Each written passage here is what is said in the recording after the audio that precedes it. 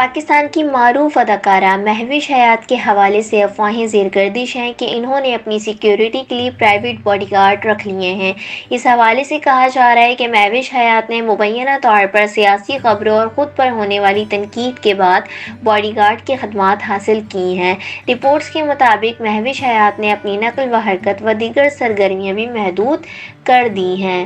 اداکارہ سے متعلق کہا جا رہا ہے کہ اب وہ رکھے گئے پرائیویٹ سیکیورٹی کمپنی کے گارڈ کے ساتھ ہی باہر جایا کریں گی۔